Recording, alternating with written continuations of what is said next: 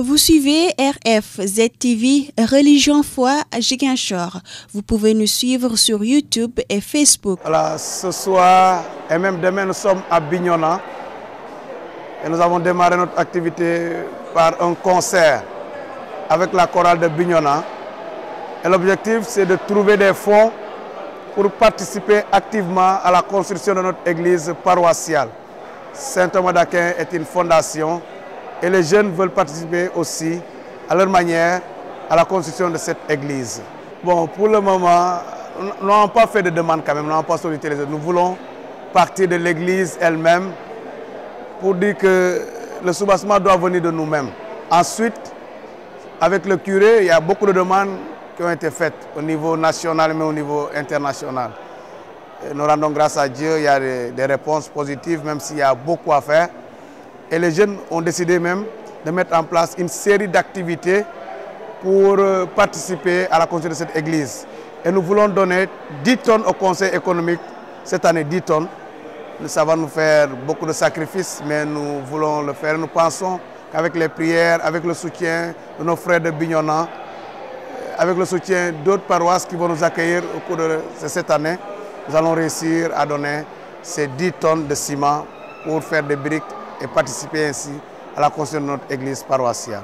Alors effectivement, depuis l'année dernière, nos activités sont gelées parce que, comme tout autre, nous avons aussi ce devoir grave de pouvoir participer à travailler à la protection de la société, de nous-mêmes, à éradiquer cette pandémie.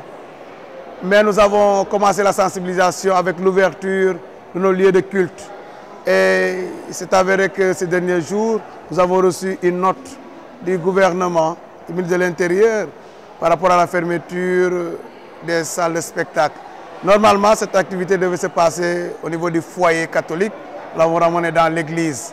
Après, comme beaucoup de maladies, les sida et autres, nous allons faire attention. Mais je pense que ça ne doit pas nous barrer la route. C'est ce que nous avons comme objectif, la priorité de construire une église paroissiale.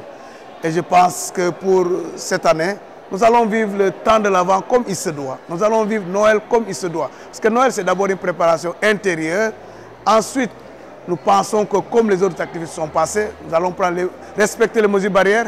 Mais je pense que cela ne doit pas nous empêcher de vivre, mais intensément le temps de Noël, qui est un temps d'activité aussi spirituelle. On aura beaucoup de sacrements, on aura beaucoup de mariages. Nous n'allons pas les annuler de peur de ceci, cela. Je crois en attendant que nos autorités religieuses pensent sérieusement sur cette question. Personnellement, je pense que nous avons continué à ne pas mettre beaucoup de points sur ce que les gens disent. Nous avons fixé un objectif et nous voulons aller jusqu'au bout de cet objectif en respectant les mesures barrières, mais on ne va pas suspendre nos activités, je le crois personnellement. Merci.